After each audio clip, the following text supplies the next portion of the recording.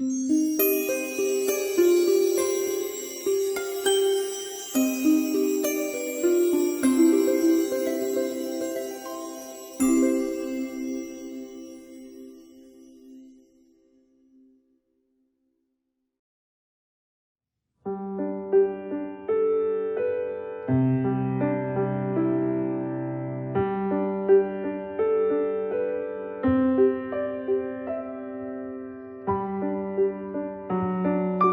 بورس خیلی خوبی پیش اومد برای بنیاد ژاپن، تاثیر نقوش ایرانی علی خصوص دوره ساسانی روی پارچه‌های کیمونو و اوبی کمربندشون از طریق جاده ابریشم. خب من 2 بچه دارم، شوهر دارم، قرار بود 1 سال بمونم. گفتم نه، اصلا واقعاش نمیخواستم برم، نمیتونستم دل بکنم. ولی خوشبختانه شوهرم گفت نه برو. مسعود گفت برو و اینا. ولی 6 ماه رفتم. 6 ماه بازم من همیشه دنبال طراحیم. این کارا رو داشتم میکردم، کار تحقیقی رو و نقاشی میکردم. خب آدم وقتی که از یه خانواده پر جمعیت که همه مسئولیتش مال توست، یا میری میبینی اونقدر وقت داری که هیچی، تمومم نمیشد روزا. بعد یه استاد خیلی خیلی خیلی خوبی پیدا کردم برای سومیه آب مرکب. وقتی هم رفتم پلوش نگفتم من نقاشم، ولی خیلی جالب بود که این میشست اینجا 90 سالش بود. بعد بچه ها میشستم، مثلا کلاس اینطوری بود، این میشست اینجا، اونا همونجا. بعد اینکه وارد میشد همه سرشون رو میذاشتن، سلام میکردن. ولی این یه 2 شکچه گذاشت کنار خودش برای من. اونم خیلی تعجب میکرد. نه این 1 کلمه انگلیسی، نه فرانسه، فقط ژاپنی. بعد به ژاپنی میگفت اینطوری کن، اینطوری کن، اینطوری کن. و من قشنگ هرچی میگفت میفهمیدم. واقعا خیلی عجیب بود.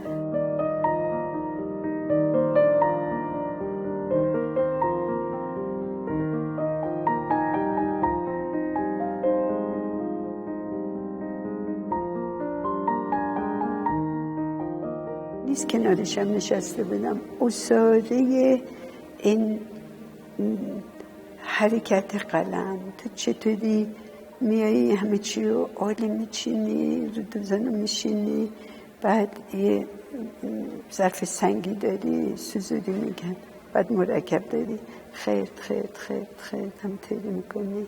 این صدای خیرد این داره با آب مرکب میشه دیگه.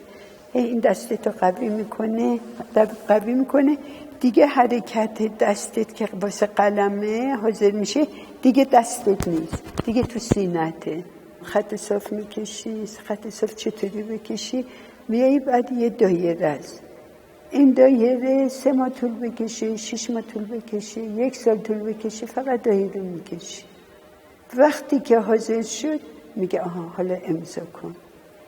بعد خوشبختانه من مثلا فکر میکنم جلسه 2 درست شد و این نپرسید از من که تو نقاشی، چون اصلا هم اعتقاد به این سیستم نقاشی نداشت. من گفتم بی خود بگم نقاشم، میگه کاراتو بیار، اصلا میبرید، نمیشد. روز آخر که من دیگه میخواستم خدافزی کنم، این باور بکنیم به اندازه 20 تا کار به من داد. همه اینا تعجب کرده بودن. بعد دیگه یه خانمه بود، معلم بود، این اومد دیگه اینجا ترجمه. گفت خانم گنجی، من فکر میکنم که اینا اعتقاد دارن زندگی پیشی، شما حتما زندگی پیشتون ژاپنی بود، چون من تعجب میکردم هرچی من میگفتم شما میفهمیدین. من گفتم استاد منم فکر میکنم زندگی پیشین شما ایرانی بودین. اولا چون هرچی که شما میگفتین من میفهمیدم، ولی من شما رو خیلی، ما میگیم قدیم یعنی از شروع شما وجود داشتین و من شما رو دیدم.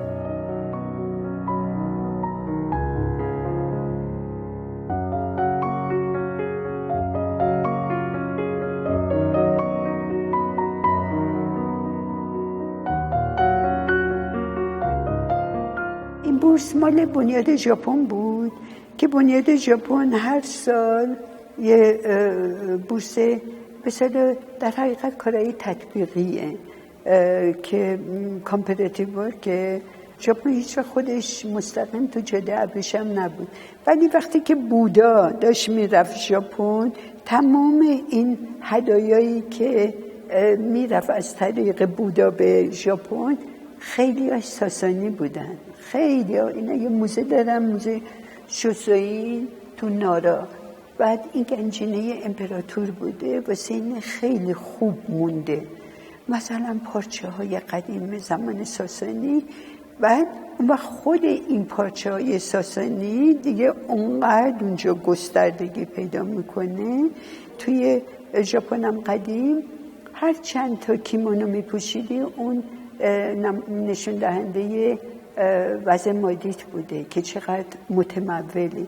بعد این مثلا خانمای خیلی شیکه اینا پوشیدن، بعد لایه روش یعنی کیمونه روش ژاپنی چینیه به سقاطیه. بعد اینا که لایه نشون میده چند تا چیزه میبینی که ساسانیه. مثلا از این موتیوهای دایره ها هست که وسطش یا 6 ضلعی 8 ضلعی که وسطش دوباره یه موتیو پیدا میشه. اینا اونقدر دوره ساسانی، موتیوهای دوره ساسانی متعالی بود تا به تقدس میرسه که قرن 19 توی واتیکان وقتی که این بزرگا فوت میشدن از پاپ و از نمیدونم کاردینالا، اینا روی پارچه‌های بافته شده به اصطلاح موتیوهای ساسانی اینا رو میپیچیدن تو، بعد میذاشتن تو تابوت که تطهیر بشه. ولی پروژه من بیشتر شد نقاشی، ترکیب پنجره های ژاپن و پنجره های ایرانی. اینا که شوجی پنجره هایی که باز میکنن، اینا در حدود مثلا 30 تا نقاشی شد که این چارچوبای اینطوری رو از پنجره های ژاپنی برداشتن. یعنی در حقیقت زندگی کاری من خیلی فرق کرد.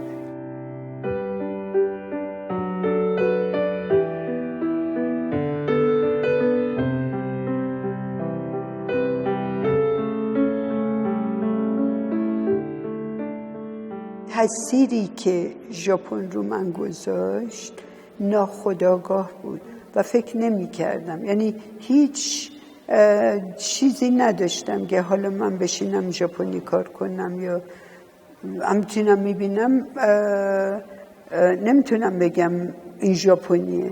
ولی نه تنها ژاپن، بالاخره بعد از سالها من 6 ماه تنها زندگی کرده بودم، 6 ماه فکر، 6 ماه دیدن، 6 ماه کار.